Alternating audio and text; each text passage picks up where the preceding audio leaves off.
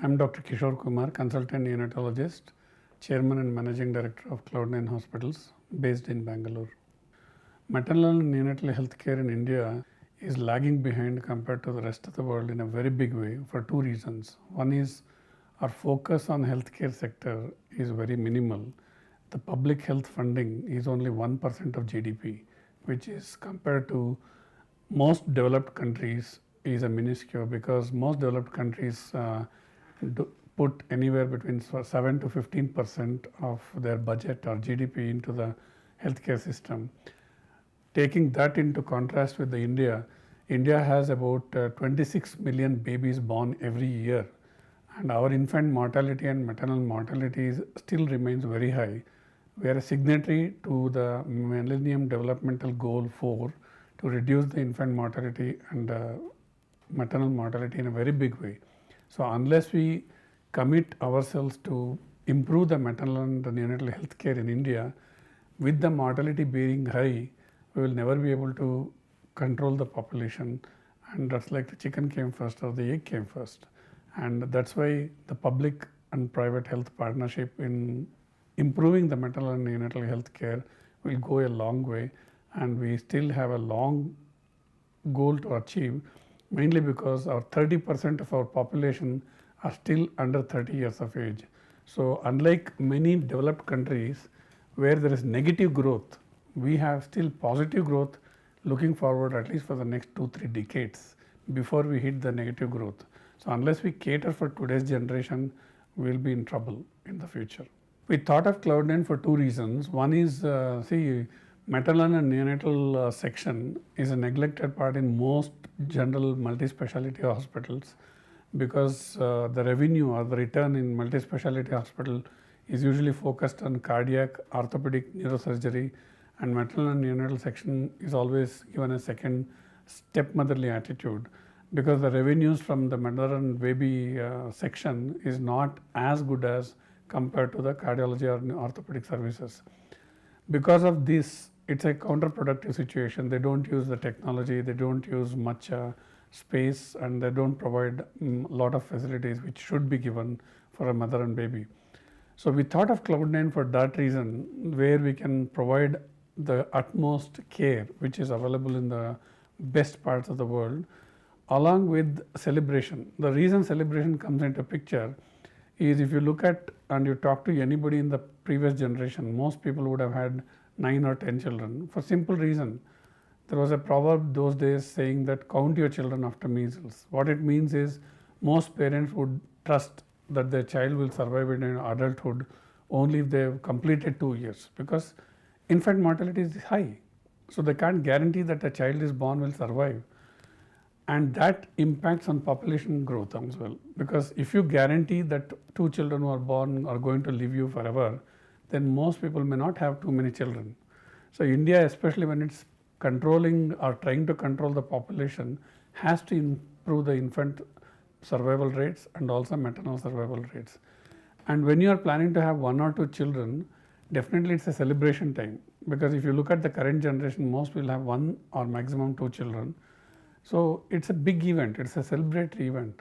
So Cloud9 encompasses all this: safety, celebration, and providing for the high-risk mothers and high-risk babies. Cloud9 is totally different from others for two reasons. We are a dedicated mother and baby hospital and IVF. We don't do orthopedics, we don't do cardiology, we don't do neurosurgery, we don't do any surgery on men unless it's related to IVF, where we may have to do minimal procedures.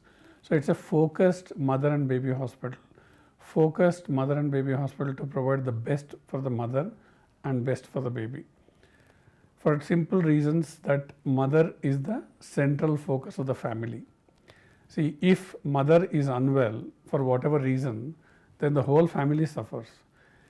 During childbirth, the hidden statistics show that 30% of women suffer some sort of pelvic floor damage, because childbirth, if it is not done properly, can lead to a lot of health problems later. And most women don't talk about it because of the taboo, and they suffer silently. If a mother suffers silently, then the whole family suffers. So Cloud9, we set apart for two reasons: to reduce the morbidity, which is the suffering of the silent women, and also to protect the babies and the mothers from dying unnecessary reason. And also IVF, if you look at it, most women who undergo IVF in India are much younger in age, 28 to 35 years, compared to our Western counterparts where they are about 35 to 40.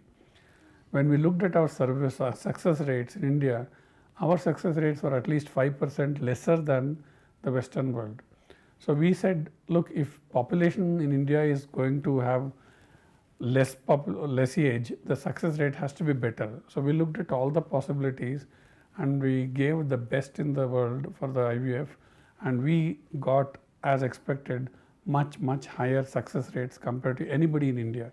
So we have a highest success rates of IVF, we have the highest survival chances for premature babies in Cloud9, and we definitely don't have any mortality in the mothers. The learnings have been many, and the biggest factor in running a hospital is one is the labor. We have a lot of good doctors in India. In fact, if you look at the global scenario, 30% of the doctors in most developed countries are from Indian background. That means we have the best doctors in the world in India. So our medical training is fantastic. At the same time, we don't have good nursing or paramedical or other allied services which match the medical services. It's a big challenge. And so it's a doctor-centric problem in India. So to cater that and provide the allied services, we had to start a lot of in-house training for paramedical nurses and others to bring up to the global level. The second thing is retention. See, what happens is health sector is now booming. The moment you train somebody, they jump to other hospital because they know Cloud9 is catering for very well training, and then they allow them to. So retention of the nurses and paramedical people pays utmost importance. Otherwise, you are also going round and round in circles training and not able to continue with the quality services which you are aiming for. The third problem what we face here is expectations. The Generation X, Generation Y, Generation Z, as you know, has changed in the last 20 years. Gone are the days when people expected doctors to be God. Now we have become a consumer-driven society. So the Generation X, Generation Y, Generation Z come and they want to pay for services. In return, they don't understand the difference in health sector, and they expect the same sort of services as they go in Inox or any other industry, which sometimes can be challenging because healthcare industry is running 24/7, unlike any other industry which runs only 10 or 12 hours a day. So the understanding of the public has also changed. The fourth problem which we have is the government issue. A hospital needs minimum of 35 to 38 licenses, and there we don't have any single window approach. So dealing with these licenses, renewal and other things takes a lot of toll on small players like us. So we definitely need to improve on those aspects, and those are the challenges which we have really faced and we are trying to address in each ways. Surrogacy is a very complicated emotional subject, and it is an important part of treatment. And we, in fact, I have to give you one example.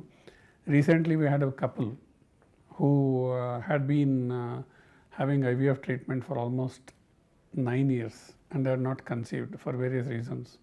Finally, when they conceived, the child was noted to be having possible Down syndrome, with the risk being 1 in 10, which means almost guaranteed that the child is going to be Down syndrome. And the parents, when we counseled them, they didn't want to undergo any further tests because that may involve termination of the affected pregnancy. And they said, "Doctor, you don't understand. We would rather have a child with Down syndrome rather than being treated like a couple with no child at all." In Kannada, they call banje. They were fed up of being called banje. So the social stigma of having no child is very high. It's very emotional.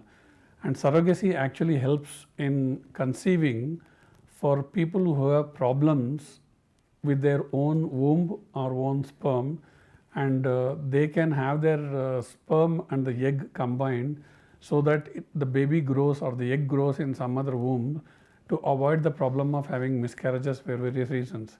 So it's an essential treatment which should be available in India. But having said that, there are lots of arguments, counter arguments, allegations saying that mothers who are used as surrogate mothers are not compensated very well. What is the appropriate compensation? Where should they be treated? What should they be treated? For how long they should be treated? This all should be transparent, because what happens is now people say that they are being paid peanuts. What is peanuts? What is correct charges? All these things need to be discussed openly at a national level, sorted out, and surrogate mothers should be given appropriate treatment. For how long? Do they get treated only for the 9 months of pregnancy, or do they get treated for the rest of their life? All these things to be addressed, otherwise media is going to interpret in one way, social activists are going to interpret in another way, NGO is going to interpret in another way, and then the ultimate sufferers are the childless couple. And doctors sometimes can get blamed for this for unknown reasons. So all these things need to be discussed, clearly guidelines have to be issued and clear the pathway so that we will not have any problems, and then we can cater for surrogacy in a better way. PNDT Act is very, very hot topic. See, in fact, I was in a conference in South Africa about 2 years ago, and one of the speakers there said PNDT Act is the toughest act India has ever enacted, and it's not a government initiated act. It is an act initiated by the NGOs and public through the Supreme Court. Government was requested to enact the act. Having said that, it is an act which has not successfully prosecuted anybody so far. In other words, people are watching India and they are talking about it. It's an act which has not been implemented properly. We have got the good act, it's an essential act. But having said that, technology is changing. Now, we need to derive at mechanisms of enforcing the act and catch the appropriate defaulters. At the same time, allow the usage of ultrasound for different specialties without act interfering with the medical care.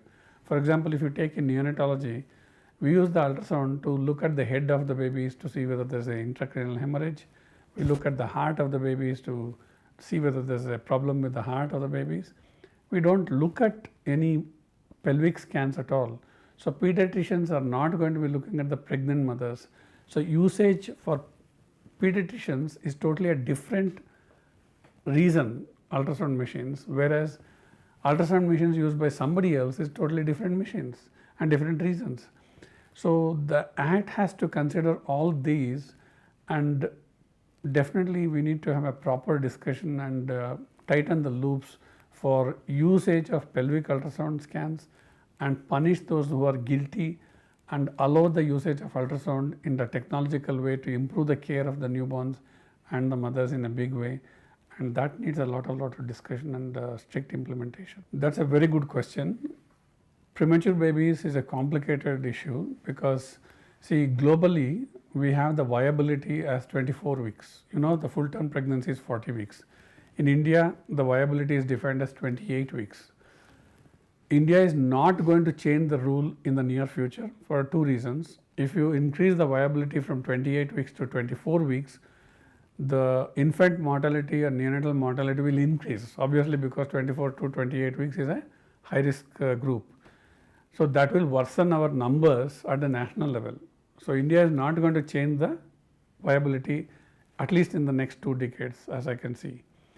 What does it mean is Indian doctors are actually saving 24 to 28 weeks babies, which means that we are heading into a unknown area, because viability is defined as 28 weeks, and if you save a baby who is 26 weeks, where do we land? And especially if we land up treating a girl baby, then with the PNDT Act and other things, we may land up in trouble. So again, there needs to be a national guidelines, discussion on this, and address the issues. The second major point, what has happened is premature saving babies has progressed in 3 blocks in the whole world. in the last 50 years. The first block is trying to save the babies, especially premature babies. You need to try and save the babies. The second area is you save the babies with the minimal disability, because once you save a premature baby, natural risk of disability is higher. So you try to reduce the morbidity. The third is what we call as an intact survival. That means you save the babies only who are completely going to be normal. So somewhere along the line, India is in the second phase now. We have got a lot of activities going at the professional bodies level, government level. We are trying to save a lot of low birth weight babies, but we may land up saving a lot of babies who may have morbidity. Unless we improve the standard of care throughout India, we won't reach the third group, which is the intact survival, which Western world has taken about 20 years to reach there. And unless we start acting today, we may land up saving a lot of premature babies with the morbidity, which can cause problems in the near future. Cloud9, I feel, has grown quite a lot in the last 8 years. It's a very, very short time for Cloud9 to have grown to this level. And we have already become a premier national brand for mother and baby and IVF. In the next 3 to 5 years, we definitely will grow in a different way. We will have a lot of global associations. We plan to introduce a lot of SOPs at a national level. We will try and make the Cloud9 standard of care should be the standard of care in all public sectors.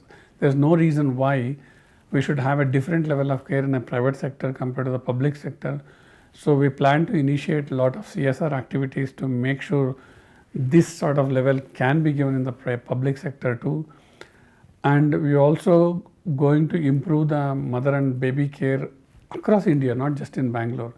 Already we are got footprints in Delhi, Bombay, Pune, Chennai.